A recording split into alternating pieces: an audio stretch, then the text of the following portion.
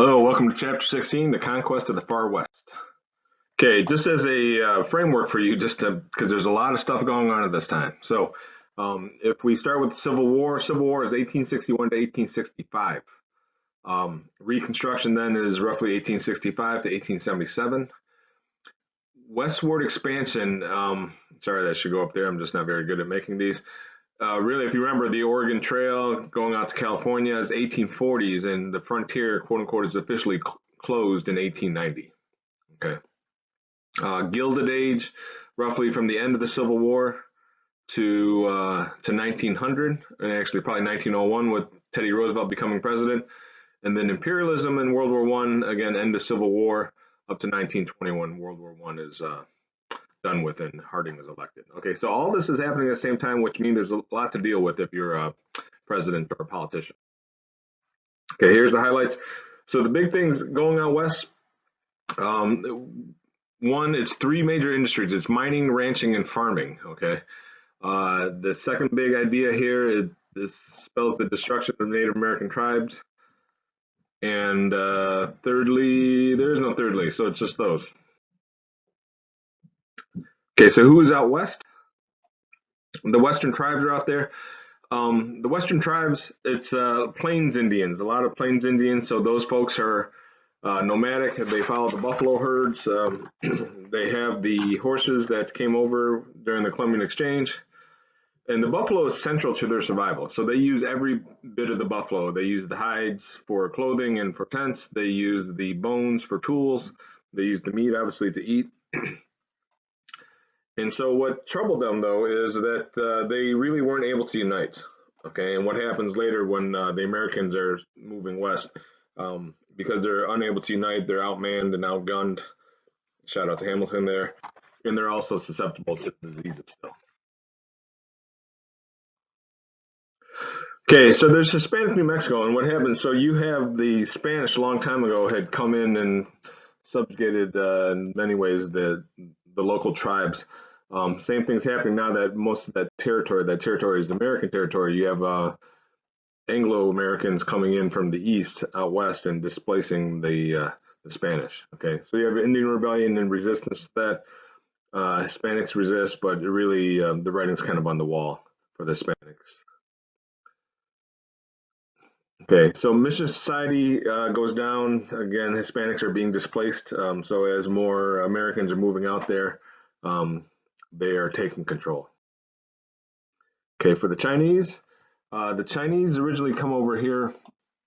They're recruited to work on the railroads, right? And so the needed laborers for the railroads, they actually went there.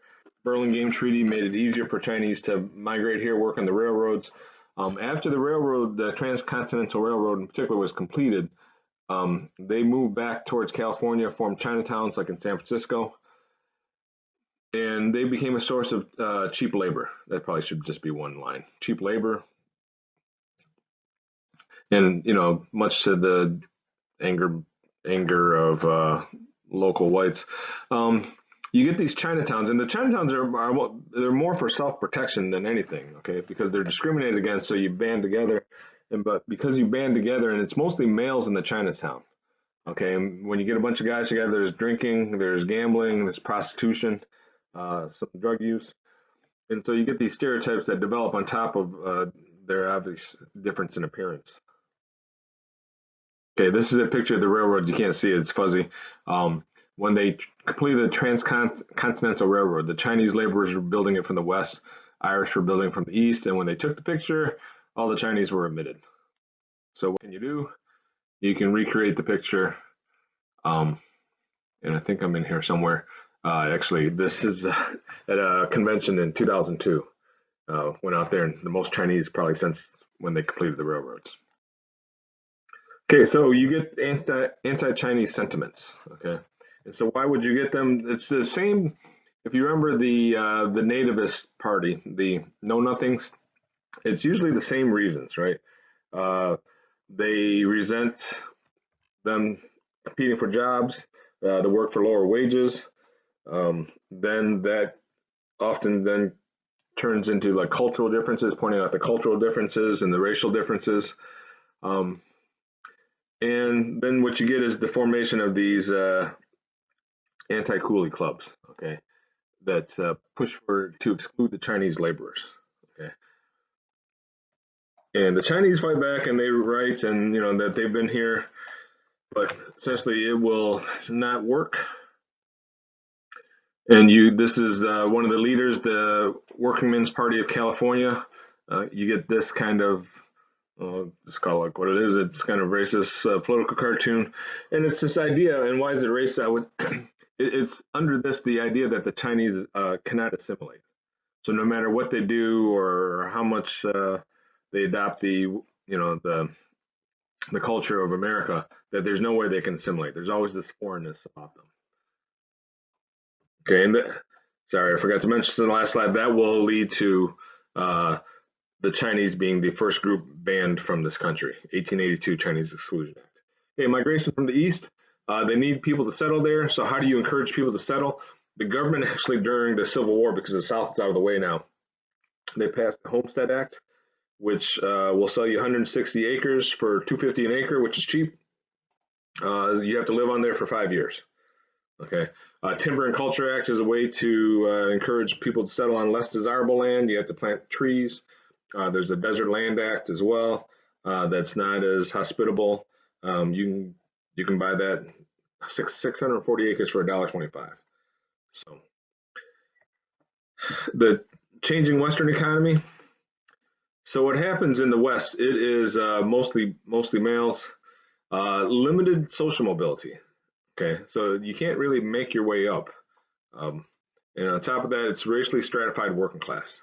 And under this, it's kind of some racist views like the Asian Americans that are out there, or the Mexican Americans that are out there, they're smaller or they like working in the heat, so they get to do all the labor jobs like picking fruits and picking vegetables, while the whites tended to be upper management. Okay, and that goes with the wages as well. Okay, so let's see the first of the big three, miners and ranchers. So the miners, if you remember, they came in track to San Francisco. So the discovery of gold, 1849.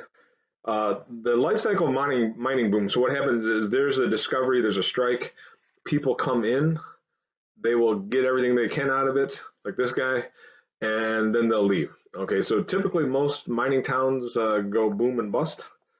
And what happens is and this is true of all three industries, who really profits from these industries is bigger corporations. So you need equipment to go deeper, and you actually, that's where you find the wealth. Okay, and just an example of that, Comstock Lode guy, I think I can't remember, he sold the claim for like $40 or something like that, and they ended up finding millions of gold and silver once he went down more. Um, Mining towns, not many women there, and so lots of men. Sometimes there might be a wife that accompanies her husband to do the domestic tasks, but not many women in the mining town. Okay, the mining towns. One of the things you should note is it is the only industry, instead of coming from east to west, it actually goes west to east. So again, people come out to California first, and then it gradually moves back east. Okay, old mining town, new mining town, and that sticks. Okay, the second industry is the cattle kingdom. Okay, and so the cattle kingdom, they need hardy cattle, and so where they get the hardy cattle from is the Longhorn. Okay, it starts in Mexico, and what they discover is that you can breed the cattle, you can start the cattle, buy the cattle for cheap down in southern Texas, and you can drive the cattle northwards. As you drive the cattle northwards, they eat on the public lands, they eat grass, and they fatten up. And so by the time they get to the cattle town, you can sell. I think you can buy it for $10 a head, and then you can sell for like $40 a head. So you make some pretty good profit. Chisholm Trail is one of the main trails that they drove up to these cattle towns. And there's some local games for women, but we're gonna skip that for now. So this is what I was talking about here. You'd start down here, you drive them up to these trails, and then Topeka, Kansas, Abilene, Dodge City. Those are all major trailheads. And so what you do is you sell the cattle there. They get loaded up on a train car, and they get driven to Chicago, and Chicago becomes like the slaughterhouse capital of the U.S. Okay, so this is not a cattle drive. This is cattle driving. So what eventually kills the ends the cattle drive is the farmers, because the cattle are trampling crops. Um, the farmers start setting up barbed wire. Okay, so the crops don't get trampled. Of course, this cuts off some of the free grazing. This cuts off access to water, and so that will hinder the cattle industry. But what really does it in, oh, because the cattle get trapped in the barbed wire. What really does this in is there is a drought in the summer of 1886, and then winter blizzards in 86, 87. And the cattle get running away from the blizzard, run into the barbed wire and get stuck in there.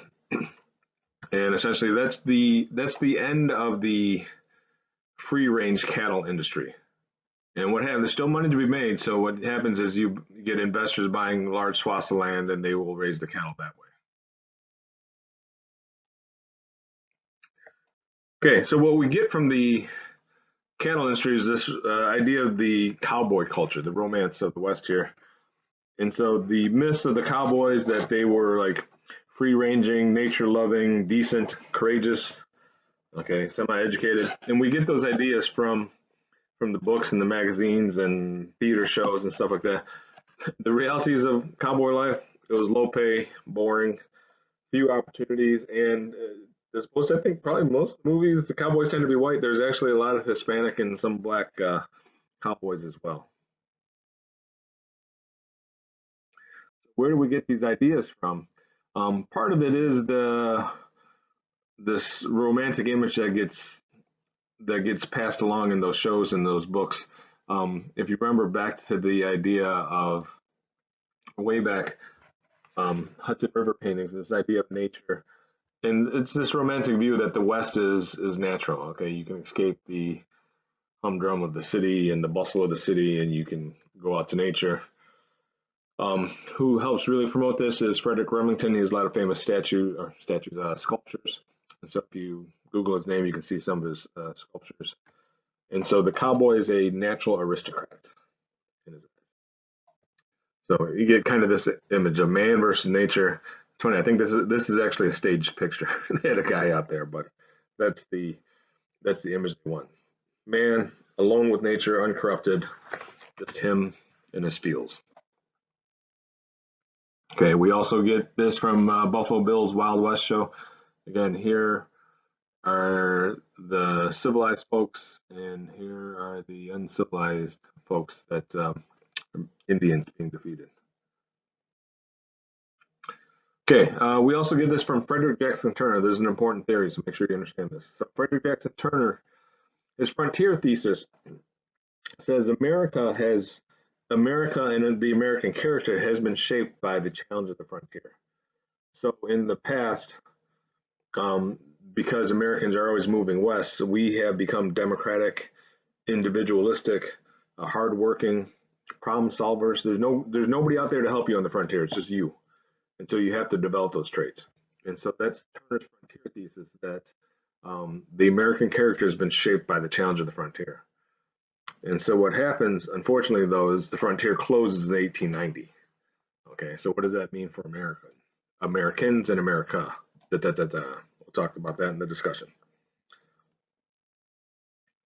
Okay, so when it comes to Native Americans, um, the tribal policy of the government has been this policy of concentration.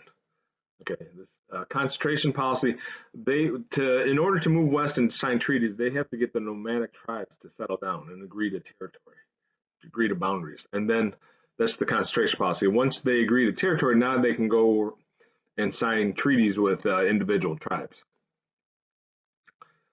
And the problem is those territories where they got them settled down in are not administered well. So they get bad food, moldy flour, and things like that. And so they will actually, I'm sorry, let me back that up a second. The Bureau of Indian Affairs, they're dishonest, they're incompetent, they're corrupt. And what happens is the buffalo are being decimated. Okay, so their skins become a fad in Europe, and so they kill them for their, they kill them for their meat to feed the settlers and to feed the laborers working on the railroads. They need the leather from the buffalo to serve as drive belts in the factories. And so by killing the buffalo, essentially they are killing the Indians. And sometimes they'll shoot outside the train just for fun, shoot the buffalo. And just to give you a sense, 1865, there were 15 million buffalo. They said you could walk across the plains without ever touching the ground just on the backs of buffalo. By 1875, just 10 years later, there's just a few thousand, to give you a sense of the decimation. Okay, this is a pile of buffalo skins that are going to be shipped out. And so what you get Indian resistance to this. Okay, so after the concentration policy turns out to be a failure, you will get the Plains Wars. Okay, and so the tribes will fight back. And what you have is you have a series of, well, you have massacres on both sides. Okay, certainly it ended up worse for Native Americans, but it really went both ways. So Sand Creek Massacre, it's where 133 people were killed. They killed men, women, and children. And Colonel Chivington was heard to say that you should kill the children because his infamous quote is "nits make lice." The children are going to grow up. We're going to have to kill them then, so we might as well kill them now. Okay, folks will go out Indian hunting, just as a kind of sport. Chief Joseph is the leader of the Nez Perce in the Northwest, and so he actually spends a number of years, him and his tribe, evading the American soldiers, and eventually he gives up, and the tribe is sent to a reservation. One of the big ones is the ghost dance at the Wounded Knee. Okay, so the ghost dance is a dance. There was a attempt to go back to spirituality, and they would perform this ghost dance. I think they would nick themselves and dance out in the sun and heat and have hallucinations.